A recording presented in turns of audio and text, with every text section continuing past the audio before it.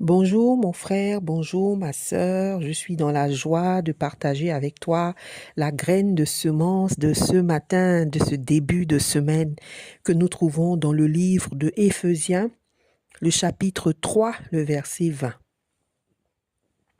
Et nous lisons, Or à celui qui peut faire, par la puissance qui agit en nous, infiniment au-delà de ce que nous demandons ou pensons, à lui soit la gloire dans l'Église et en Jésus-Christ, dans toutes les générations, au siècle des siècles. Amen.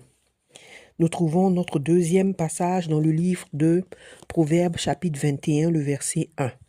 La parole de Dieu dit, « Le cœur du roi est un courant d'eau dans la main de l'Éternel.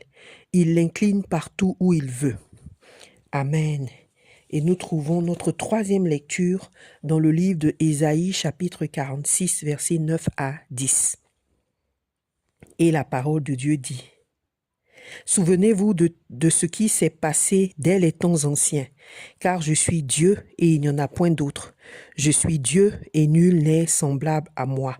J'annonce dès le commencement ce qui doit arriver et longtemps d'avance ce qui n'est pas encore accompli. Je dis, mes arrêts subsisteront et j'exécuterai ma volonté au nom puissant de Jésus. Mes arrêts subsisteront et j'exécuterai ma volonté au nom puissant de Jésus. Alléluia. Mes frères, mes sœurs, aujourd'hui nous parlons de connaître Dieu. Nous parlons de connaître Dieu particulièrement sous l'angle de la connaissance de Dieu qui va nous permettre d'avoir la foi en lui. Parce que si nous ne connaissons pas Dieu, il sera difficile d'avoir la foi en lui.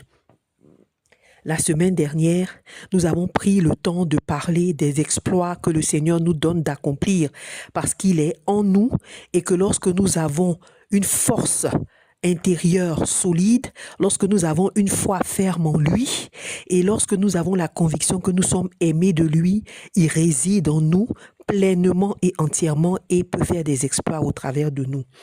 Alors aujourd'hui, nous continuons dans cette veine parce que le Seigneur a dit que beaucoup de ses enfants ont des difficultés avec la foi et que des fois et souvent, le diable arrive à leur faire perdre la foi. Alors aujourd'hui, il veut nous parler cette semaine de la foi. Jusqu'à la fin de la semaine, la graine que nous allons recevoir chaque jour va nous permettre d'avoir une foi solide dans le Seigneur. C'est pourquoi aujourd'hui, le Seigneur veut nous rappeler qui il est. Parce que si tu ne sais pas qui il est, que tu as tendance à l'oublier, il sera difficile pour toi de solidifier ta foi. Alléluia. Amen. Et nous nous basons donc dans le livre de Éphésiens chapitre 3 que nous avons lu. Amen. Mais cette fois-ci, nous lisons les versets 20 et 21, n'est-ce pas? Et ce que nous avons lu dit quoi? Ce que nous avons lu dit que il y a une puissance qui agit en nous. Et que cette puissance qui agit en nous, là, elle permet à Dieu de faire infiniment au-delà de ce que nous demandons ou pensons. Alléluia. Alors retenez bien chaque mot de cette phrase. Infiniment au-delà de ce que nous pensons ou demandons.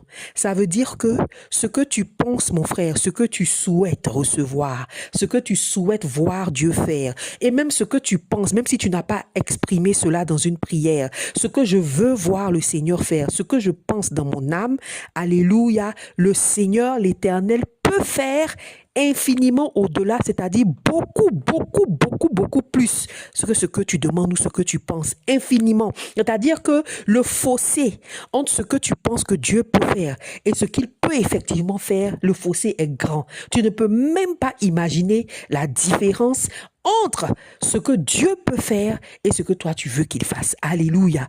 Donc, si tu veux du travail, si tu veux de l'argent, si tu veux la santé, si tu veux la paix, si tu veux l'amour dans ta famille, si tu veux tout ce que tu veux, que tu le souhaites ou que tu l'exprimes dans la prière, Dieu peut faire infiniment plus que tu imagines, infiniment plus que tu ne demandes.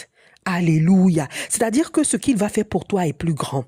Amen. Lorsque le Seigneur m'a donné ce passage et que j'étais en train d'essayer de le comprendre, le Saint-Esprit m'a fait réaliser une chose. Il m'a dit, ma fille, il y a deux choses qu'il faut que tu t'attendes de voir avec moi. Tu dois toujours t'attendre à deux choses de la part de l'Éternel sur la base de ce verset, pardon. La première chose à laquelle tu dois t'attendre et qui est mentionnée dans ce verset, c'est l'inimaginable, mon frère, ma sœur. Tu dois t'attendre à l'inimaginable, c'est-à-dire quand le Seigneur dit infiniment au-delà, ça veut dire que ce à quoi tu t'attends là, le quoi, ce que tu as demandé au Seigneur ou ce que tu penses, ce que tu souhaites dans ton cœur, même si tu ne l'as pas exprimé, tu dois t'attendre à l'inimaginable, c'est-à-dire, moi j'appelle ça le quoi, ce que Dieu va faire là.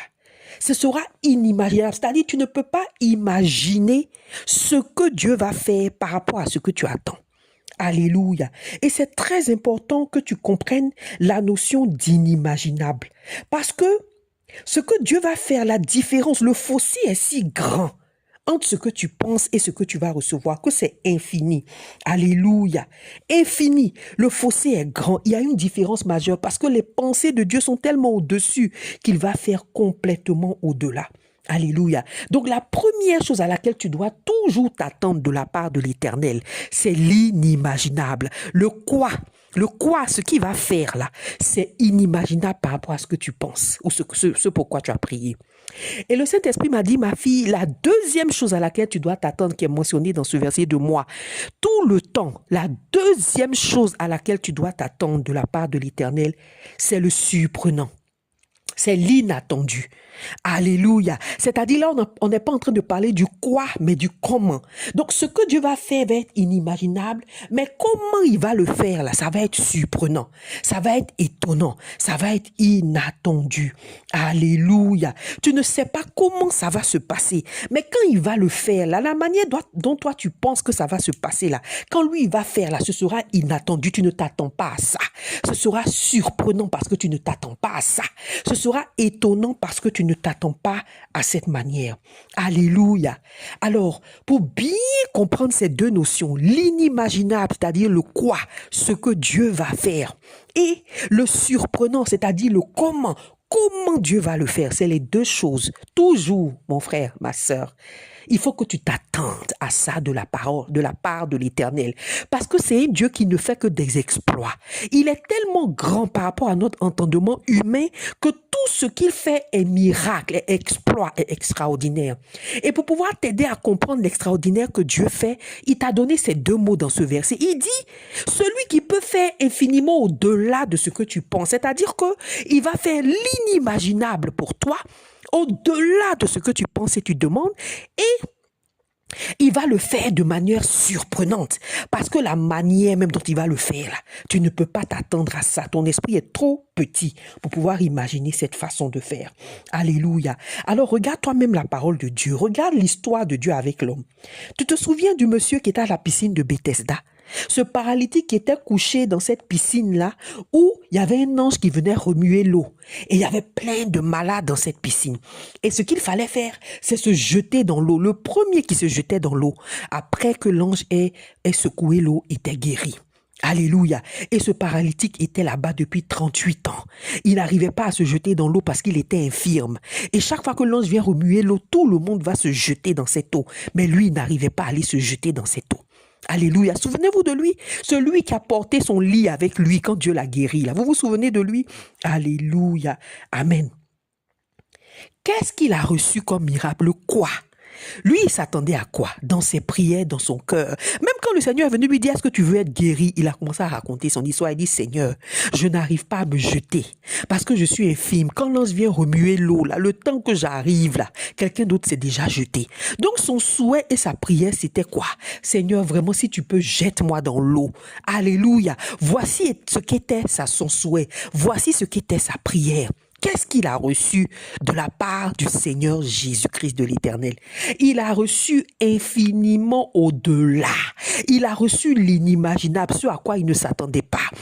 Il n'est même pas allé se jeter dans l'eau. Oui, il ne pouvait pas imaginer que ce qu'il allait recevoir, c'était une guérison sans eau. C'était une guérison sans cette piscine. Lui qui vivait dans cette piscine-là depuis 38 ans, dans la cour de cette piscine depuis 38 ans, il ne pouvait jamais imaginer que sa guérison allait être si inimaginable, allait se passer sans eau, mes frères, mes sœurs. Sans eau, sans ange, mes frères, mes sœurs.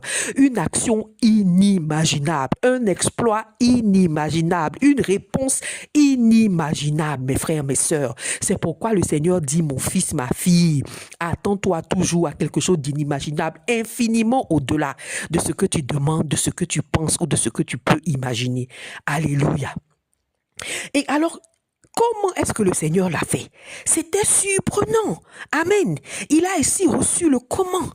Peut-être qu'il s'était dit, peut-être que le monsieur va me jeter dans l'eau, peut-être qu'il va me prendre, peut-être qu'il va prendre un peu l'eau de la piscine, venir verser sur mes pieds. Il pouvait imaginer tout, sauf une parole. Alléluia. La manière dont il a été guéri était surprenante. Et la parole là même n'a pas dit, sois guéri. La parole a dit, prends ton lit, lève-toi et marche. Alléluia, tellement inattendu, mes frères, mes sœurs, tellement surprenant. Si vous fouillez, vous prenez toute l'histoire de Dieu avec l'homme, d'une histoire à une autre, d'un miracle à un autre, c'est la même chose. Vous verrez ces deux choses-là. L'inimaginable, le quoi est toujours inimaginable et le comment est toujours surprenant, mes frères, mes sœurs. Souvenez-vous de Ruth. Ruth s'attendait à quoi quand elle est venue en Israël, en Juda, avec sa belle-mère?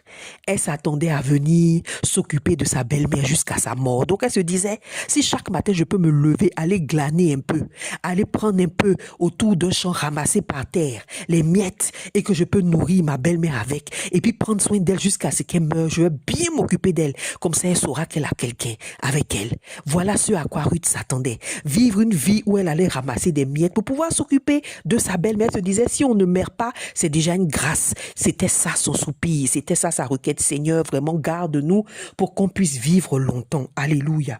Elle a reçu au-delà de ce qu'elle pouvait penser ou imaginer. Elle a reçu l'honneur, elle a reçu la royauté, elle a reçu l'abondance en nourriture, elle a reçu la paix, elle a reçu un enfant, elle a reçu un mari. Alors je ne dirais pas un mari parce que recevoir un mari n'est pas forcément la bénédiction. Elle a reçu un mari choisi par Dieu, qui craint Dieu, qui est riche et qui respecte la femme. Alléluia.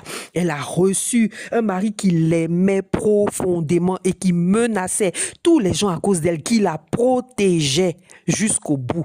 Mes frères, mes sœurs, elle a reçu infiniment au-delà de ce qu'elle demandait ou pensait. Alléluia. Et comment elle a reçu? Le comment était surprenant. Le comment était surprenant. Elle est allée glaner des miettes comme une servante, comme une esclave. Et c'est comme ça que le maître des lieux l'a vue et a décidé que c'est celle-là. Mes frères, mes sœurs, lorsque elle-même elle allait se coucher sous son ombre par une parole que sa belle-mère a donnée, le comment était surprenant. Mes frères, mes sœurs, si tu es quelqu'un qui aime la routine, qui aime le commun, qui est habitué à la réalité et que tu ne peux pas réaliser que ce que Dieu fait est hors norme, ce qu'il fait est surprenant, la manière dont il le fait est complètement étonnante, mes frères, mes sœurs, tu ne pourras pas avoir la foi. C'est pourquoi aujourd'hui le Seigneur veut ouvrir ton esprit, parce que Ruth n'aurait jamais pu imaginer que c'est aller ramasser des miettes dans le coin de quelqu'un, dans le champ de quelqu'un qui allait la positionner. Elle n'aurait jamais pu imaginer le comment, elle n'aurait jamais pu imaginer le quoi de ce que Dieu allait lui donner, mes frères, mes sœurs. C'était impossible. Il n'y a que la foi qui peut te conduire à croire à ce que Dieu dit, parce que avec la foi, tu peux saisir l'inimaginable, tu peux saisir le surprenant. Mais si tu n'as pas la foi, tu ne peux pas, puisque c'est au-delà de ta pensée. Alléluia. Amen. Donc, tous les enfants de Dieu qui ont pensé quelque chose ont reçu l'inimaginable et ils l'ont reçu de manière surprenante. Même si tu prends Anne, Anne s'attendait à avoir un enfant. Elle se disait fille ou garçon, elle prend. Elle voulait juste avoir un enfant.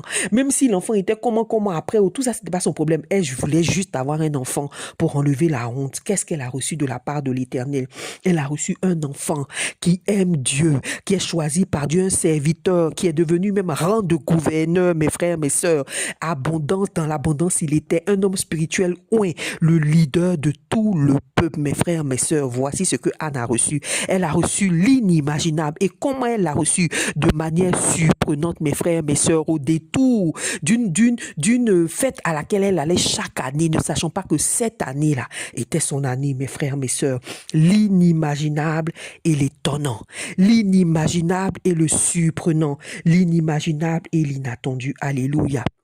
Mais mes frères, mes sœurs, si vous lisez bien Éphésiens 3, chapitre 20, il y a un bémol, n'est-ce pas?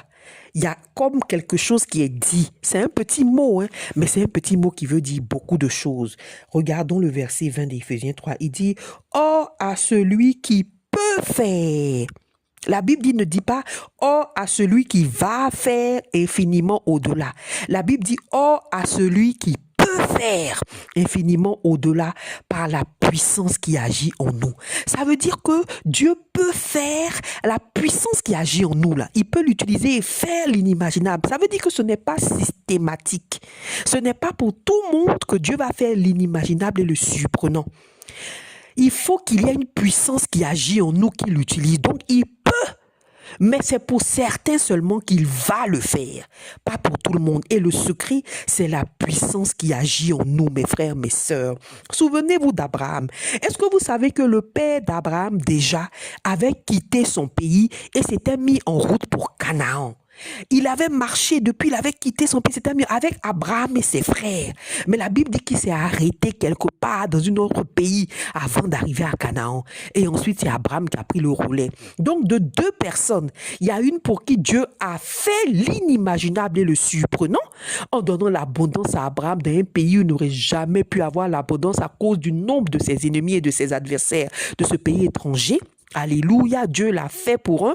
Mais pour le père d'Abraham, il était un Dieu qui peut faire, mais ça ne s'est pas manifesté. La puissance qui agit en l'homme ne s'est pas manifestée pour le père Abraham, mais elle s'est manifestée pour Abraham lui-même. Alléluia, parce que dans Abraham, la puissance qui agit en Abraham, la foi était active, mes frères, mes sœurs. Si vous prenez Ruth et même son autre belle-sœur, c'est-à-dire l'autre femme du fils de sa belle-mère Naomi, elle n'a pas pu recevoir de promesses, n'est-ce pas? L'accomplissement de promesses. Alléluia. Elle n'a pas pu. Dieu est resté pour elle quelqu'un, un Dieu qui peut faire l'inimaginable, qui peut faire le surprenant, mais qui n'a pas fait pour elle. Par contre, pour Ruth, Dieu est devenu le Dieu qui a fait. Alléluia. Le peu est parti. Pourquoi? Parce qu'il y a une puissance qui agissait en Ruth, la foi.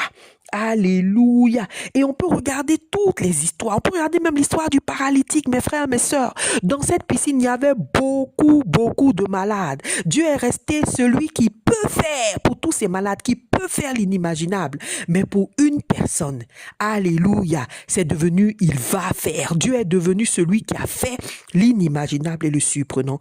Mon frère, ma sœur, la puissance qui agit en nous, c'est la foi. C'est la foi qui va faire la différence entre celui qui est capable d'accueillir l'inimaginable et le surprenant dans son esprit par sa foi, qui va envoyer Dieu à le manifester dans sa vie, et celui qui ne peut pas accueillir l'inimaginable, qui ne peut pas accueillir le surprenant dans son esprit.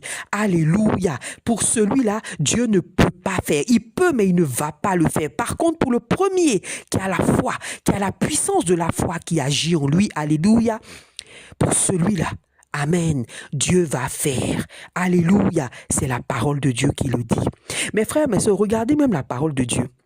Vous savez, c'est vrai qu'on dit que Jésus guérit, Jésus fait des miracles et tout ça. Mais est-ce que vous vous êtes rendu compte que le Seigneur Jésus-Christ lui-même là, il a dit au moins 4, 5, 6 fois dans la parole de Dieu aux malades qu'il guérissait, ta foi t'a sauvé, ta foi t'a guéri. Ta foi t'a sauvé, ta foi t'a guéri, ta foi t'a donné de l'honneur, ta foi t'a rendu riche. Alléluia. Mes frères, mes sœurs, vous pouvez le lire dans tous les évangiles. Matthieu 10, 52, Luc 5, 50, Luc 18, 42. Tant de versets, le Seigneur a dit les uns après les autres, ta foi t'a guéri, ta foi t'a sauvé. Amen. Est-ce que vous vous rendez compte du sujet de cette phrase? Qui sauve, qui guérit, qui donne? La foi. Parce que c'est la puissance qui agit en nous, qui déclenche et qui fait que la capacité de Dieu se transforme, alléluia, en un accomplissement effectif. Dieu devient celui qui fait alors qu'il était celui qui peut. Mais à cause de la puissance de la foi qui agit en toi, cela déclenche le processus, alléluia. Alors, ta foi te guérit, ta foi te relève, ta foi te positionne, ta foi te sauve, ta foi te protège, ta foi te rend riche, ta foi te rend saint, ta foi te rend fidèle, alléluia. Ta foi te fait accomplir tous les exploits dont nous avons parlé la semaine dernière. Alléluia. Voilà la première première chose que tu dois savoir de Dieu, mon frère, ma sœur, pardon. Tu dois savoir que Dieu fait l'inimaginable. Tu dois savoir que Dieu fait le surprenant. Tout ce qu'il fait, il le fait de façon surprenante. Mais tu dois réaliser qu'il peut faire l'inimaginable. Il peut faire le surprenant. Et ce qui va faire qu'il se transforme en celui qui fait l'inimaginable pour toi, c'est la puissance qui agit en toi, ta foi. Alléluia, c'est ta foi qui va te guérir, c'est ta foi qui va te sauver, c'est ta foi qui va te transformer, c'est ta foi qui va te positionner, c'est ta foi qui va te faire grandir, c'est ta foi qui va te donner l'abondance, c'est ta foi qui va faire que les gens vont se convertir et venir à Christ quand tu parles, c'est ta foi qui va te donner de l'impact au nom puissant de Jésus. Alléluia. Une autre chose que tu dois savoir du Seigneur, mon frère et ma sœur, c'est que c'est lui qui suscite tous les événements humains. Alléluia. Et nous l'avons lu dans Ésaïe 49 tout à l'heure. C'est lui qui suscite tous les événements humains, tous les événements qui se passent sur cette terre. C'est Dieu qui les suscite. C'est Dieu qui les valide. Alléluia. C'est lui, mon frère, ma sœur. Donc tu dois réaliser que sur le monde sur lequel tu vis là, tout est contrôlé par le Seigneur. Tout est validé par le Seigneur. Si tu réalises cela, tu vas voir que la foi va devenir très facile pour toi. Parce que tu vas réaliser que tout ce qui se passe est suscité par l'Éternel. Alléluia. Il est très important de le réaliser. Qu'est-ce que lui-même il a dit? Il dit, souvenez-vous des temps anciens. Il dit, mes enfants, ne vous arrêtez pas au temps présent. Commencez même par la fondation du monde. Et puis regardez toute l'histoire du monde. Je suis Dieu. Il n'y a pas d'autre Dieu que moi. C'est moi qui ai tout créé et il n'y a personne qui peut se comparer à moi. Et il dit, depuis le commencement là, de la fondation du monde là, je peux t'annoncer, j'ai annoncé tout ce qui arrive jusqu'à la fin. Tout ce qui arrive, c'est moi qui l'annonce. Et longtemps d'avance, je sais ce qui n'est pas encore accompli. Et il a dit, mes arrêts subsisteront et j'exécuterai toute ma volonté. Mon frère, ma sœur, c'est le Seigneur qui suscite tous les événements humains. Alléluia. Lorsqu'il a créé les axes là, c'est lui, il avait déjà tracé leur trajectoire. C'est le Seigneur qui suscite tous les événements humains. Autrement dit, qu'est-ce que ça veut dire? Ça veut dire qu'il n'y a pas quelqu'un qui est plus fort, plus grand que Dieu. Ça veut dire que c'est lui qui contrôle tout. Donc si tu as fait une promesse, mon frère, ma sœur, mais il n'y a aucune possibilité que cela ne s'accomplisse pas. Parce que c'est lui qui suscite tous les événements humains. En plus de ça, quelque chose que tu dois réaliser de lui, c'est que c'est lui qui dirige tous les cœurs humains.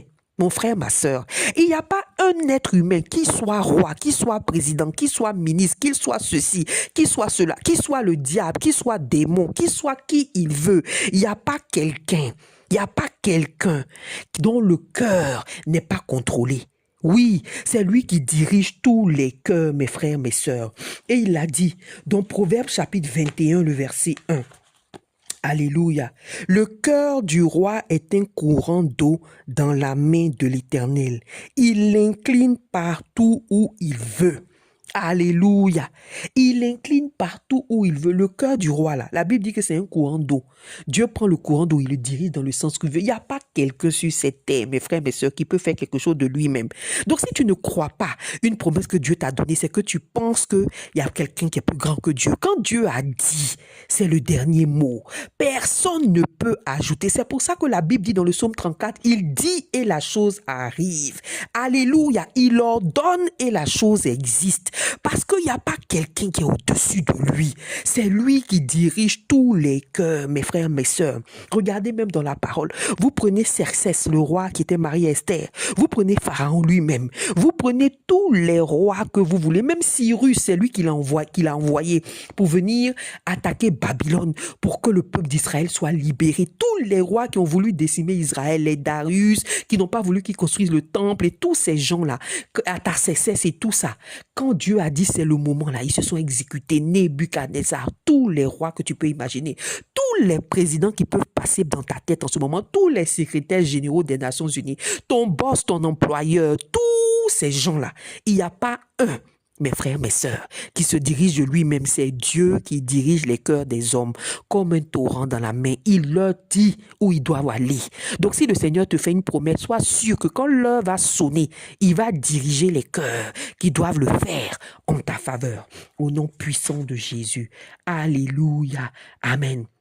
Et finalement, il faut que tu comprennes une autre chose et une dernière que le Seigneur veut te rappeler de lui.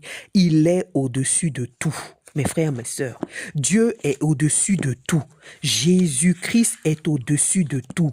Mes frères, mes sœurs, il n'y a pas quelqu'un qui est au-dessus du Seigneur. Et on va lire dans 1 Chronique 29, verset 12, un petit rappel. La Bible dit, « C'est de toi que viennent la richesse et la gloire. C'est toi qui domines sur tout. C'est dans ta main que sont la force et la puissance, et c'est ta main qui a le pouvoir d'agrandir et d'affermir toutes choses. » Est-ce que vous comprenez ce que ça veut dire? Dieu est au-dessus de tout. C'est dans sa main que se trouve le pouvoir. C'est dans sa main que se trouve la force. Ça ne peut pas être dans la main de quelqu'un d'autre. C'est lui qui a le pouvoir d'agrandir. C'est lui qui a le pouvoir d'affermir. C'est lui qui a le pouvoir de positionner. C'est lui qui a le pouvoir d'élever. C'est lui qui a le pouvoir de donner l'abondance. Ça y est dans sa main. Lui seul, ça n'est pas dans la main de quelqu'un d'autre, mon frère, ma sœur. Il faut que tu réalises cela. C'est de lui que vient la richesse. C'est de lui que vient la gloire. C'est de lui que vient la santé. C'est de lui que vient la félicité, la paix, le bonheur. C'est de lui que vient la puissance. C'est de lui que vient la grandeur. C'est de lui que vient toute chose. Et puis c'est sa main qui fait grandir. C'est sa main qui multiplie. C'est sa main qui fait croître. Tout lui appartient et il est au-dessus de tout. C'est une vérité du Seigneur qu'il faut que tu réalises. Pour ajouter même à ça, il est au-dessus du royaume des ténèbres. Il est au-dessus de tous les génies. Il est au-dessus de tous les sorciers. Et le diable même est sous ses pieds lui-même. Donc il n'y a aucune principauté, aucune domination, aucun royaume des ténèbres qui peut même essayer de se lever au-dessus de Dieu. Il est écrasé sous les pieds du Seigneur, mon frère, ma sœur. Il est au-dessus de tout. Donc il n'y a rien dans ce monde-là que tu peux craindre. Donc quand un Dieu comme ça t'a fait les promesses, mon frère, ma sœur, est-ce que tu vas dire que tu vas pas croire? Donc même si tu ne peux pas, parce que tu ne peux pas imaginer ce qu'il peut faire. C'est inattendu, c'est surprenant. Donc arrête d'essayer d'imaginer. Tout ce que tu as à voir, c'est de réaliser que ce Dieu-là, c'est lui qui suscite les événements humains. Tous les événements, c'est lui qui les suscite. Tu dois réaliser que c'est lui qui tient dans sa main tous les cœurs. Il les dirige comme il veut. Et tu dois comprendre que c'est lui qui est au-dessus de tout. La Bible dit dans Éphésiens 1, 21 à 22. Alléluia. Il l'a déployé en Christ en le ressuscitant des morts et en le faisant asseoir à sa droite dans les lieux célestes, au-dessus de toute domination, au-dessus de toute autorité, au-dessus de toute puissance, au-dessus de toute dignité, au-dessus de tout nom qui se peut nommer, non seulement dans le siècle présent, mais encore dans le siècle à venir. Il a tout mis sous ses pieds et il l'a donné pour chef suprême à l'église, au nom puissant de Jésus, mon frère, ma soeur. C'est-à-dire, il y a des noms même là, des gens, des génies, des esprits, des personnes, des présidents, des leaders, de qui que ce soit, des ennemis, tout ça. Il y a des noms même on ne connaît pas encore, on n'a pas encore nommé. La parole de Dieu dit, Dieu est au-dessus de tous ces noms-là. Jésus-Christ est au-dessus même de tous ces noms, dans le présent, dans le futur, tous ceux qui vont venir, tous ceux qui sont passés, tout cela, Jésus-Christ est au-dessus d'eux. Il n'y a pas un nom qui n'est pas en dessous de Jésus-Christ. Le Seigneur est au-dessus d'eux. Donc il est au-dessus de tout, mes frères, mes sœurs. Et dans sa main, là, c'est lui qui fait tout. Alléluia. Donc le Seigneur ne te demande pas en te disant d'avoir la foi. Il ne te dit pas de prendre ton esprit humain pour aller l'élargir jusqu'à... pour que tu crois qu'il peut faire l'inimaginable. Parce que tu ne peux pas imaginer ce qu'il peut faire. Tu ne peux pas imaginer le comment. C'est trop surprenant. Donc ce que tu peux faire là, c'est de connaître vraiment le Père que tu sers. C'est de savoir que c'est lui qui suscite les événements humains. Alléluia. C'est de savoir que c'est lui qui dirige tous les cœurs. Souvenez-vous de ces rois-là.